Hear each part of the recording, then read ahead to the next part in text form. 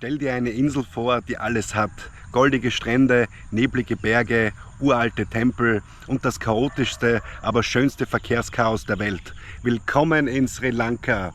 Hier treffen Chaos und Moderne aufeinander.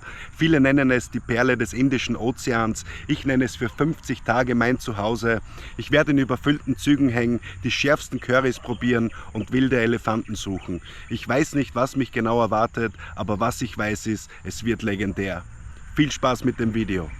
Geologisch gesehen ist Sri Lanka ein uralter Schatz. Vor über 50 Millionen Jahren war diese Insel noch Teil des Superkontinents Gondwana, eingequetscht zwischen Indien und der Antarktis. In diesem Video zeige ich euch Candy und Ella, was ihr gesehen haben solltet und was nicht. Los geht's! Die Reise begann so friedlich. Nach den Tagen im Schatten des Löwenfelsen, umgeben von Dschungel und sanften Naturgeräuschen, fühlte ich mich völlig entschleunigt. Die Fahrt Richtung Süden dauerte etwa 2,5 Stunden. Eine Strecke, auf der die Landschaft langsam flüssiger wird und die Straßen belebter und die Luft schwerer. Ich war absolut nicht darauf vorbereitet, was mich in Kandy erwarten würde. Sobald man die Stadtgrenze erreicht, ändert sich alles. Das ständige Hupen der Tuk-Tuks ersetzt das Vogelgezwitscher. Überall wuselt es von Menschen, die zu den Tempeln eilen, und in Kandy scheint die Zeit im Stau stillzustehen. Trotz alledem habe ich es mir nicht nehmen lassen, die Stadt zu erkunden. Mein Weg führt zuerst an einen ganz besonderen Ort, den berühmten Zahntempel. Mitten im grünen Hochland am Ufer des Kandy-Sees hütet ein goldglänzender Tempel das wertvolle Relikt des Buddhismus, ein Eckzahn des Buddha. Doch der Weg dieses Zahns nach Kandy gleicht einem Hollywood-Film.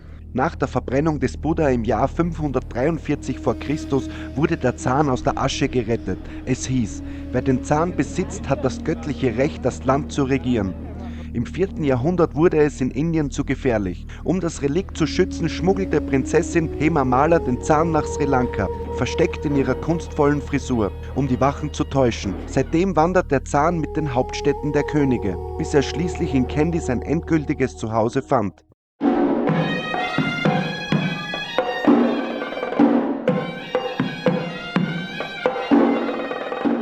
So, jetzt geht es weiter in den Botanischen Garten. Ich sag's euch ganz ehrlich, wie es ist. Dieser Ort ist eine absolute Ruheoase. Sobald man das Tor betritt, ist der Lärm der Tuk-Tuks und das Chaos der Stadt wie weggeblasen. Man läuft unter riesigen Baumkronen, sieht den berühmten Riesenbambus und man kann einfach mal tief durchatmen. Es ist der perfekte Ort, um mal kurz abzuschalten und die Akkus aufzuladen. Aber, und hier kommt mein ehrliches Fazit, wenn euer Zeitplan für Kandy extrem straff ist und ihr vielleicht nur 1 oder 2 Tage Zeit habt, dann ist dieser Garten meiner Meinung nach kein absolutes Must-Sehen. Alter Schwede, Mann. Ich habe normal keine Höhenangst, aber jetzt schon ein bisschen steht mir schon der Stift. Das absolute Highlight in der Nähe von Kandy ist der Ambula Wawa Tower. Aber Vorsicht, der Aufstieg ist definitiv nichts für schwache Nerven. Die spiralförmige Treppe wird nach oben hin immer enger, während der Wind ordentlich pfeift und man sich teilweise zentimetergenau an anderen Besuchern vorbeischieben muss. Doch so beängstigend die Höhe auch sein mag, für den Nervenkitzel lohnt es sich absolut. Wer es bis an die Spitze schafft, wird mit einem 360-Grad-Panorama belohnt, das man so nirgendwo sonst in Sri Lanka findet. Man steht buchstäblich über den Wolken, während das Herz bis zum Hals schlägt. Aktuell halten sich zudem hartnäckige Gerüchte, dass der Turm in einem kritischen baulichen Zustand ist und eventuell bald für Sanierungen oder sogar abgerissen wird. Wer das Abenteuer wagen will, sollte es also lieber früher als später tun. Hand aufs Herz, Kandy hat mich persönlich leider gar nicht abgeholt. Während die Stadt oft als das kulturelle Herz Sri Lankas gepriesen wird, habe ich sie vor allem als eines erlebt. Extrem hektisch, laut und überlaufen. Der Funke ist leider einfach nicht übergesprungen. So, das Abenteuer geht weiter. Auf nach Ella. Schönen guten Morgen. Ich bin gerade auf dem Weg nach Ella. Richtig schöne Bergdörfer. Ich habe mir gedacht, ich fahre gleich am Morgen los, um dem Verkehr auszuweichen. Nur leider, das Problem war, alle sind nach Kandy reingefahren, alle sind auf meiner Fahrbahn gefahren. Und es war sehr gefährlich, sehr rutschig, leider regnerisch. Aber jetzt bin ich da gerade in so einem kleinen Bergdorf. Wunderbar, wunderschön hier. Leider sehr viele Straßen immer noch von dem ganzen Dreck überschwemmt, von den Überflutungen, die hier waren. So, ich bin mal stehen geblieben an so einem Spot, wo die Überschwemmung war. Schaut euch das an, das ist ja nicht normal. Richtig extrem. Bei den verheerenden Überschwemmungen in Sri Lanka, die Ende November 25 durch den Zyklon Ditwa ausgelöst wurden, sind 649 Menschen ums Leben gekommen. 173 Personen gelten weiterhin als vermisst. Diese Naturkatastrophe wird als die schlimmste für den Inselstaat seit dem Tsunami von 2004 Die muss eingestuft. es richtig heftig getroffen haben. Sehr, sehr schade. Aber ja, gegen Mutter Natur kann man leider nichts machen.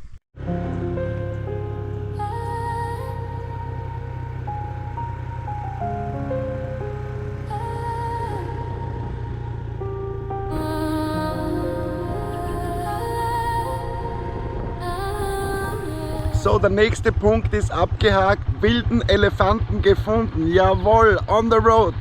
Weiter geht's nach Ella.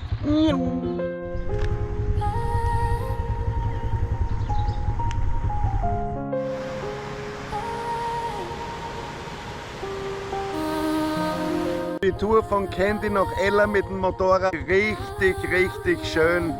Abnormal.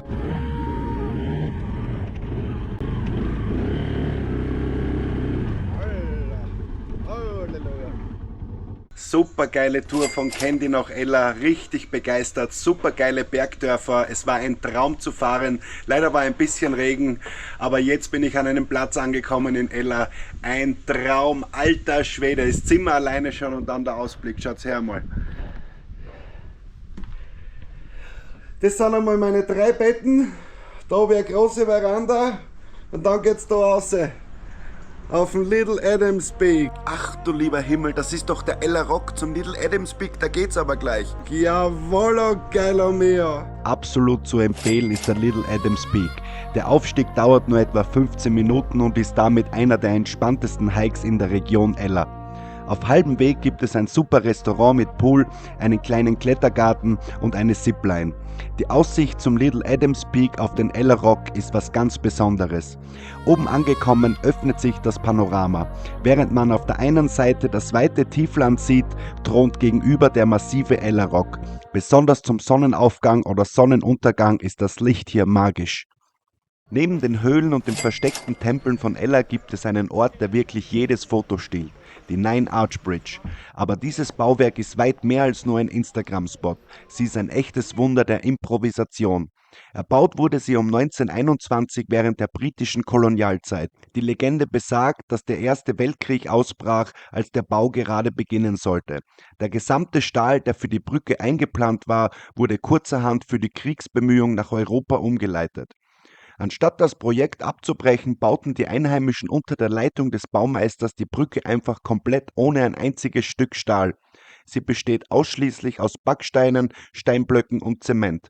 Wenn du heute unter den 9 Bögen stehst und nach oben blickst, siehst du, warum sie den Beinamen Brücke der 9 Himmel trägt. Ein Meisterwerk, das nur aus der Not heraus geboren wurde. Leute, was soll ich sagen? Ella hat mir richtig gut gefallen. Ich war 4 Nächte hier und obwohl der Ort eigentlich winzig ist, hat er wirklich alles zu bieten, was man braucht. Von gutem Essen bis hin zu Wahnsinnsaussichten. Aber für mich heißt es jetzt, Rucksack packen. Es geht endlich ans Meer. Und zwar in Richtung Osten. Wo genau ich lande, seht ihr im nächsten Video. Vergesst nicht zu liken und zu abonnieren, wenn euch die Reise gefällt. Vielen Dank fürs Zuschauen, bis bald und ciao.